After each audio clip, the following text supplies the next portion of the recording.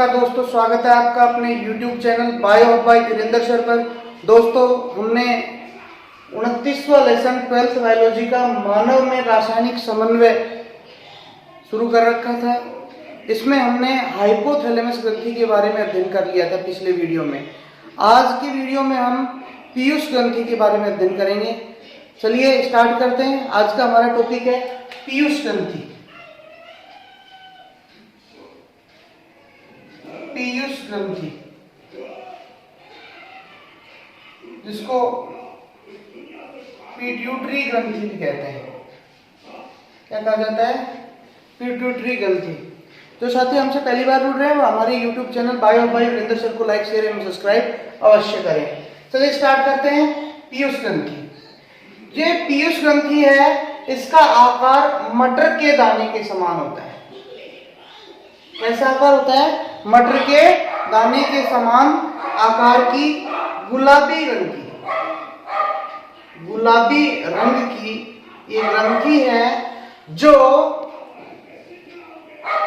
Sphenoid अस्थि के सेला turcica गर्त में पाई जाती है।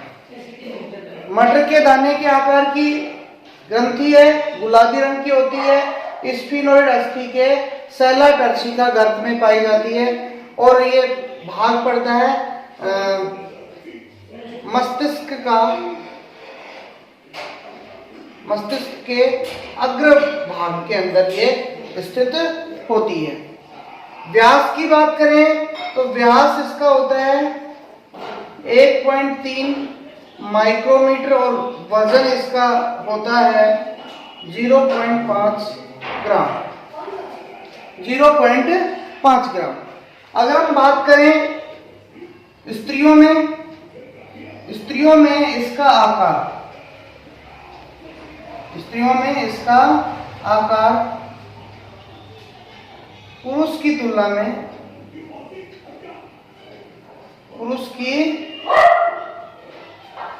तुलना में बड़ा होता है। इसका निर्माण भ्रूणीय एक्टोडर्म से होता है और इसे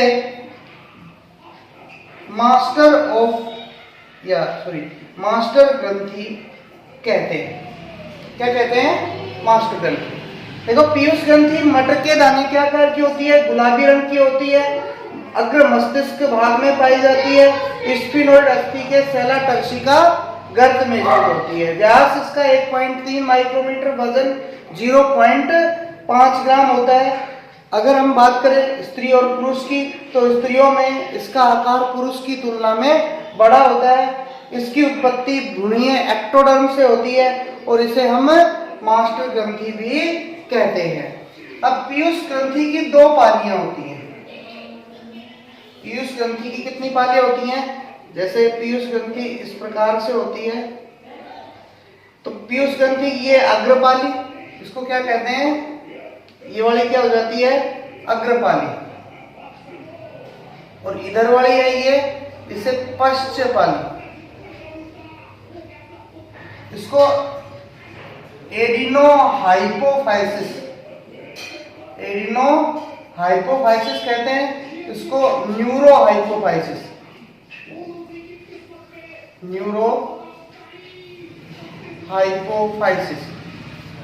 कहा जाता है। 2 पालियां इसकी, अग्रपाली और पश्चपाली। अग्रपाली को एडिनोहाइपोफाइसिस, पश्चपाली को न्यूरोहाइपोफाइसिस। अग्रपाली का आकार यानी संपूर्ण पीयूष ग्रंथि का लगभग 3/4 भाग होता है और इसका लगभग 1/4 यानी 75% भाग है वो पीयूष ग्रंथि का अग्रपाली बनाती है, जबकि केवल 25% भाग है वही किसके द्वारा बनाया जाता है? पश्चपाली के द्वारा बनाया जाता है। हम अग्रपाली की बात करें तो यह भाग एपिथेलियम कोशिकाओं से बना होता है। कौन सी कोशिकाओं से? एपिथेलियम सेल से ये भाग बना होता है। एडिनोहाइपोफाइसिस को 3 भागों में बांटा जाता है। कितने भागों में? 3 भागों में। एक तो होता है पार्स ट्यूबरेलिस, पार्स इंटरमीडिया और तीसरा होता है पार्स सिस्टेलिस। एडिनोहाइपोफाइसिस को 3 भागों में बांटा जाता है, पार्स ट्यूबरेलिस, पार्स इंटरमीडिया और पार्स सिस्टेलिस। जो पार्स ट्यूबरेलिस भाग है ये व्रंत के चारों, यहाँ इस भाग के अंदर जो अपना व्रंत है इसके चारों ओर ये कोलर के रूप में पाया जाता है। किसके रूप में पाया जाता है? व्रंत के चारों ओर कोलर के रूप में पाया जाता है। इस भाग द्वारा कोई हार्मोन स्रावित नहीं होता, यानी इसके द्वारा कोई हार्मोन है वो स्रावित नहीं होता। पार्स ट्यूबरेलिस भाग है वो व्रंत के चारों ओर पाया जाता है, इस भाग के द्वारा कोई हार्मोन स्रावित नहीं होता। दूसरा भाग है पार्स इंटरमीडिया, ये मध्य वाला भाग है। कौन सा भाग है? मध्य वाला भाग है और इसके द्वारा एक हार्मोन स्रावित किया जाता है। इसके द्वारा केवल एक हार्मोन स्रावित किया जाता है। और ये नीचे वाला जो ये उभरा हुआ भाग है, ये वाला भाग है, इसे पार्स सिस्टेलिस कहते हैं। और सबसे बड़ा भाग होता है पार्स सिस्टेलिस, अग्रपालिका या एडिनोहाइपोफाइसिस का सबसे बड़ा भाग होता है और इसके द्वारा लगभग 6 हार्मोन स्रावित किए जाते हैं। कितने हार्मोन स्रावित होते हैं? 6 हार्मोन। पीयूष ग्रंथि को 2 भागों में बांटा, एडिनोहाइपोफाइसिस, न्यूरोहाइपोफाइसिस। एडिनोहाइपोफाइसिस 70% भाग बना रहे, न्यूरोहाइपोफाइसिस 25% भाग बनाता है। एडिनोहाइपोफाइसिस एपिथेलियम कोशिकाओं से बना होता है, इसे 3 भागों में बांटा जाता है। पार्स ट्यूबरेलिस ये ग्रंथि के ऊपर कोलर के रूप में पाया जाता है और कोई हार्मोन स्रावित नहीं करता। पार्स इंटरमीडिया ये मध्य का भाग है, इसके द्वारा एक हार्मोन स्रावित किया जाता है। और पार्स सिस्टेलिस ये अग्रपालिका का सबसे बड़ा भाग है, इसके द्वारा 6 हार्मोन स्रावित किए जाते हैं। अब दूसरी है हमारी पश्चपाली।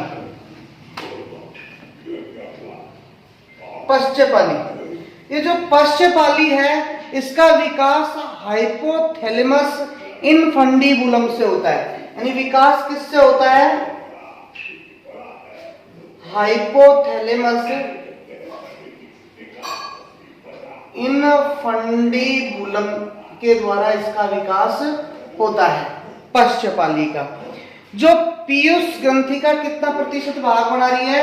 लगभग 25% भाग बनाती है। इसे भी 3 भागों में बांटा जाता है। कितने भागों में बांटा जाता है? 3 भागों में। पहला भाग है पार्स नर्वोसा,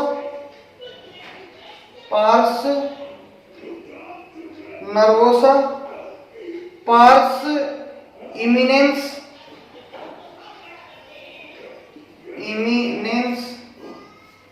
और पीयूष व्रंत।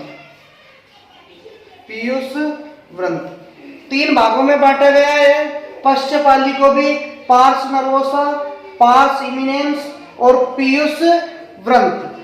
अगर बात करें पार्स नर्वोसा की, यह पश्चपाली से स्रावित हार्मोनों का संग्रह करता है। यानी पश्चपाली न्यूरोहाइपोफाइसिस से जो हार्मोन स्रावित होते हैं उन हार्मोनों का संग्रह करने का काम पार्स नर्वोसा का है। पार्स इमिनेंस या इसको अपन मध्य इमिनेंस बोलते हैं, यह पश्चपाली का मध्य भाग है जो हाइपोथैलेमस के तल पे पाया जाता है। कहाँ पाया जाता है? हाइपोथैलेमस के तल पर यह पाया जाता है। तीसरा भाग है पीयूष व्रंत, यानी ये मध्य भाग के नीचे पाई जाने वाली एक अतिवृद्धि है। मध्य भाग के नीचे एक अतिवृद्धि है जिसे हम क्या बोलते हैं? पीयूष व्रंत कहते हैं। देखिए पश्चपाली का विकास हाइपोथैलेमस इन्फंडिबुलम से होता है। 3 भाग है पार्स नर्वोसा। यह पार्स नर्वोसा भाग है, यह पश्चपाली द्वारा स्रावित विभिन्न हार्मोनों का संग्रह करने का काम करता है। और दूसरा मध्य इमिनेंस, इसको अपन ऐसे भी लिख सकते हैं मध्य इमिनेंस, ये हाइपोथैलेमस के तल पे पाए जाने वाला भाग है। और पीयूष व्रंत मध्य भाग से अर्थात मध्य इमिनेंस के नीचे स्थित होता है और एक अतिवृद्धि के रूप में पाया जाता है। अब हम बात करते हैं कि अग्रपाली के द्वारा कौन कौन से हार्मोन स्रावित होते हैं और उन हार्मोनों की कमी या वृद्धि से क्या क्या इफेक्ट होते हैं। तो पहला है अग्रपाली। अग्रपाली द्वारा स्रावित हार्मोन व उनके कार्य। अग्रपाली के द्वारा कौन कौन से हार्मोन स्रावित होंगे और उनके क्या क्या कार्य हैं। यानी अग्रपाली को हम क्या भी बोलते हैं, एडिनोहाइपोफाइसिस।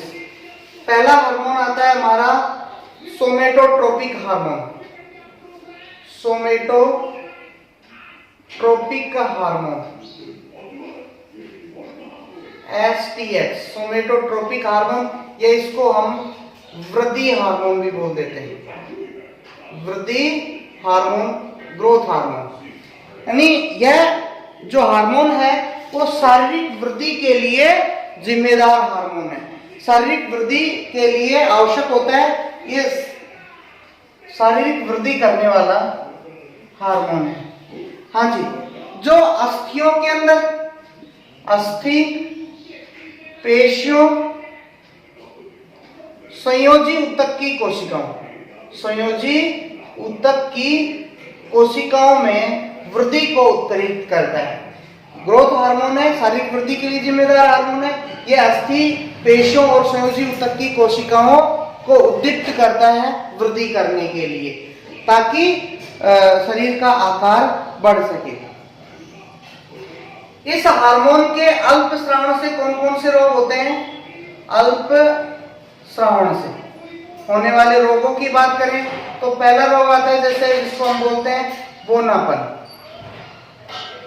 यानी ग्रोथ हार्मोन के अल्प स्रावण के कारण व्यक्ति बोना रह जाता है, हाइट नहीं बढ़ पाती है।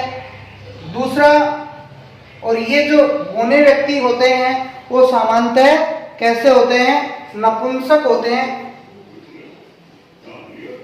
नपुंसक होते हैं ये, और इनको मीजेट्स कहा जाता है।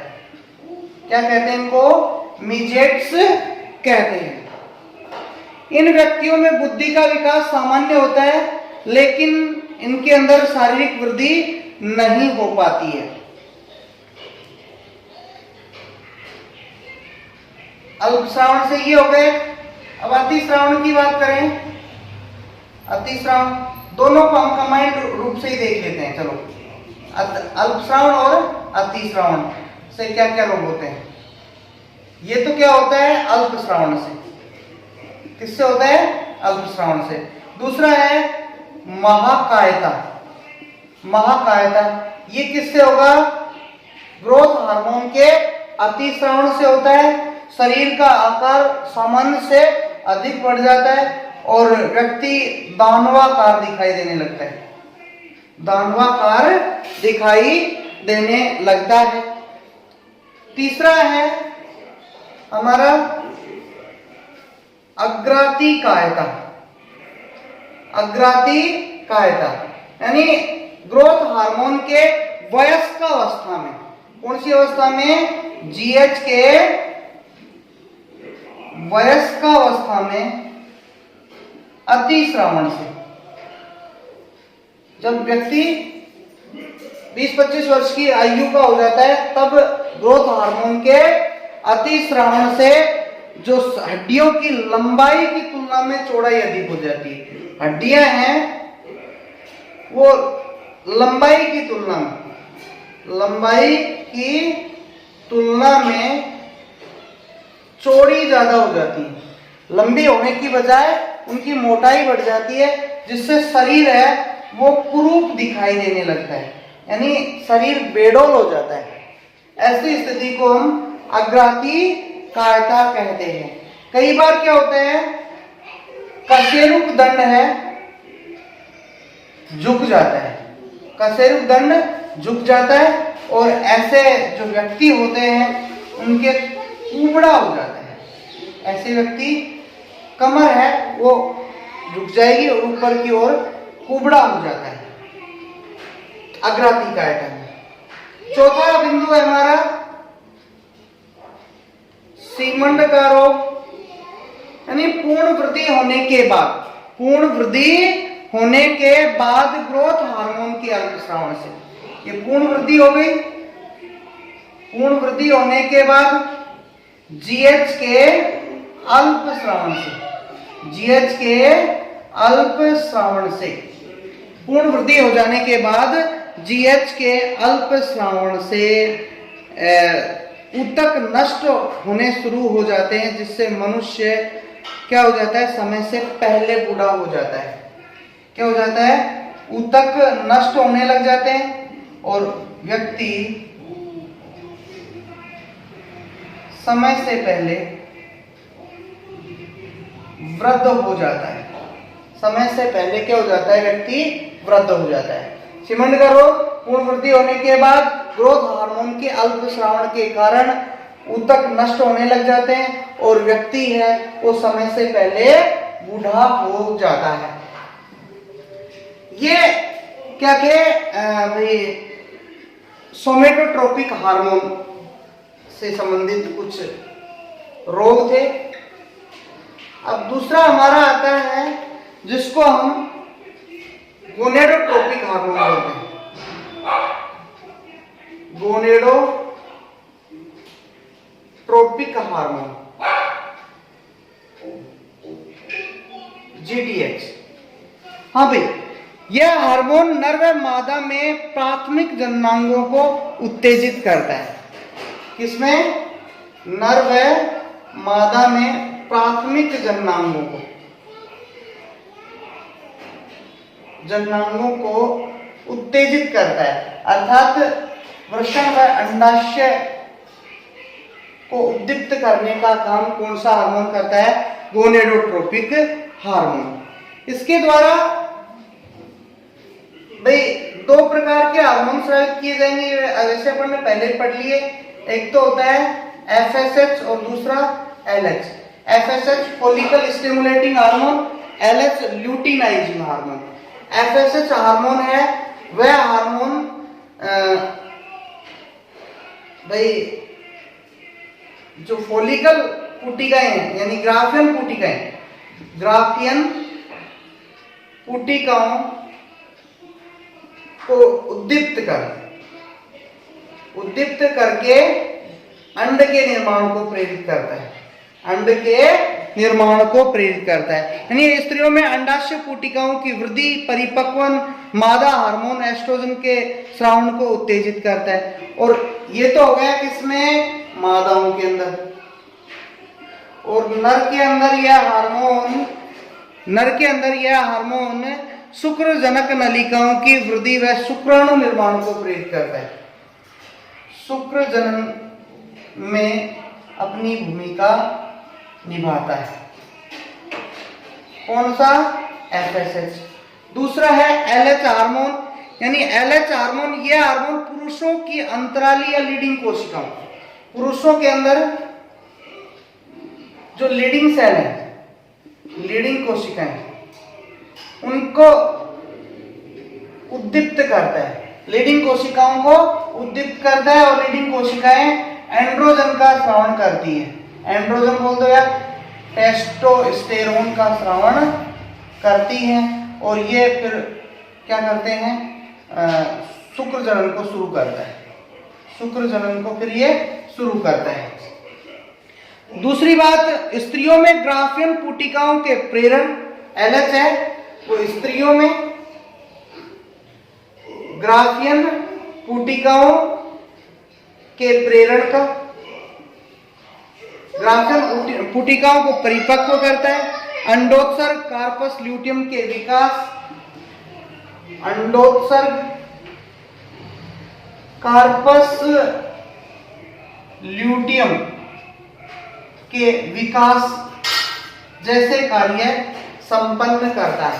LH फॉलिकल स्टिमुलेटिंग हार्मोन मादा में ग्राफियन पुटिकाओं को उद्दीपित कर अंड जनन के लिए उनको तैयार करेगा। नर जनन में ये अपनी भूमिका निभाता है, यानी जब शुक्र जनन की क्रिया होगी तो शुक्र जनन में FSH अपनी भूमिका निभाता है। LH हार्मोन पुरुषों में लीडिंग कोशिकाओं को उद्दीपित करके एंड्रोजन या टेस्टोस्टेरोन हार्मोन स्रावण के लिए प्रेरित करेगा, जो शुक्र जनन के लिए उत्तरदायी हार्मोन है। स्त्रियों में ग्राफियन पुटिकाओं के प्रेरण को, अंडोत्सर्ग को और कार्पस ल्यूटियम के विकास को प्रेरित करता है। तीसरा है हमारा थायराइड उत्तेजक हार्मोन। तीसरा है थायराइड उत्तेजक हार्मोन, हाँ जी TSH, इसको अपन शॉर्ट में बोलते हैं TSH। ये हार्मोन है ना, ये ग्लाइकोप्रोटीन है। थायराइड उत्तेजक हार्मोन कैसा है? ग्लाइकोप्रोटीन होता है। ग्लाइकोप्रोटीन यानी ग्लाइकोजन और प्रोटीन से बना होता है, जो थायराइड के वृद्धि और नियमन का कार्य करता है। थायराइड के अंदर वृद्धि और नियमन का कार्य करने का काम करता है। थायराइड में वृद्धि एवं नियमन करने का काम करता है। इसके अलावा lactogenic trophic hormone, lactogenic trophic hormone LTH, इसको हम प्रोलैक्टिन भी बोल देते हैं। प्रोलैक्टिन, ये जो प्रोलैक्टिन हार्मोन है, ये पीयूष ग्रंथि की जो ये लैक्टोफिक कोशिकाएं हैं उनके द्वारा स्रावित होता है। स्त्रियों में यह हार्मोन स्तनों के विकास के अंदर काम में आता है। हाँ, और इसके द्वारा जन्म के बाद दुग्ध स्रावण किया जाता है और का विकास ये करता है। पांचवा अपना जो हार्मोन है, जिसको मेलेनोसाइट प्रेरक हार्मोन कहते हैं। मेलेनोसाइट प्रेरक हार्मोन, हाँ MSH, मेलेनोसाइट स्टिमुलेटिंग हार्मोन, यानी ये इस हार्मोन को इंटरमीडियन भी कहते हैं। इंटरमीडियन भी कहा जाता है, क्योंकि यह पार्स इंटरमीडिएट किससे स्रावित होता है? पार्स इंटरमीडिएट द्वारा स्रावित होता है।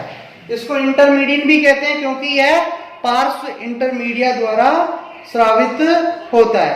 यह हार्मोन रंगा कोशिकाओं में मेलानिन कणों को फैलाकर रंग को गहरा करता है। रंगा जो कोशिकाएं हैं, रंगा सेल्स हैं, उनमें रंग को फैलाता है और शरीर के कलर का निर्धारण करता है, यानी कलर निर्धारण करने का काम मेलेनोसाइट प्रेरक हार्मोन का होता है।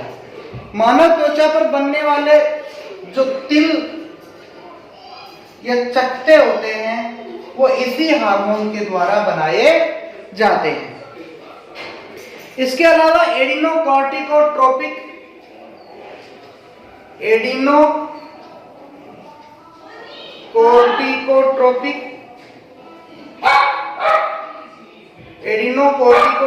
जो हार्मोन है, वो एड्रिनल ग्रंथि के कोर्टेक्स हार्मोन, एड्रिनल के जो कोर्टेक्स हार्मोन है उनको उद्दीपित करता है।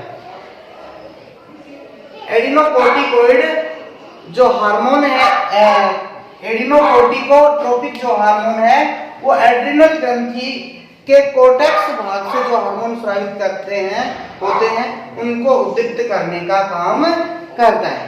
अब हम पश्चपाली से स्रावित होने वाले हार्मोन देखेंगे कि भाई पश्चपाली से कौन कौन से हार्मोन स्रावित होते हैं। हाँ जी, तो दूसरा है हमारा पश्चपाली से स्रावित हार्मोन और उनके कार्य, क्या क्या काम है। हाँ, पश्चपाली से एक हार्मोन स्रावित होता है जिसको हम वेसोप्रोसिन या एंटी डाययूरेटिक हार्मोन बोलते हैं। वेसोप्रोसिन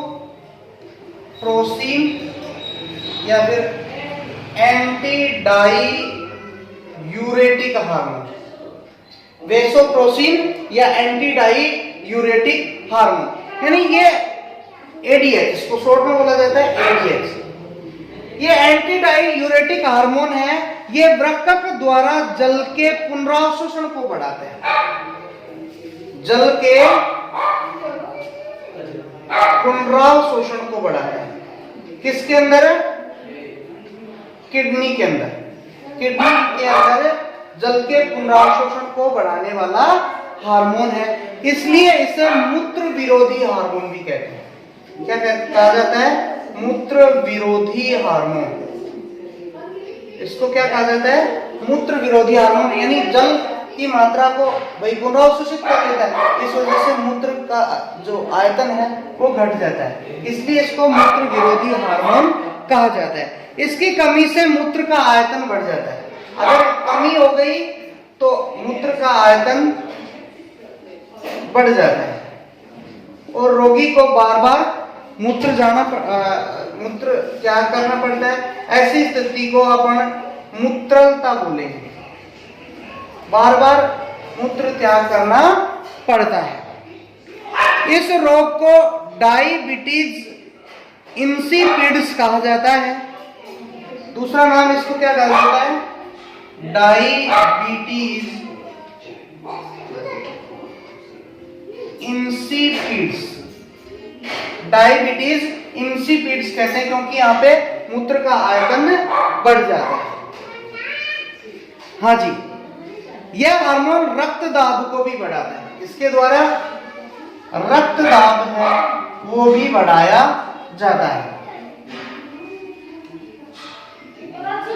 हाँ, पश्चपाली द्वारा स्रावित होने वाला दूसरा हार्मोन है ऑक्सीटोसिन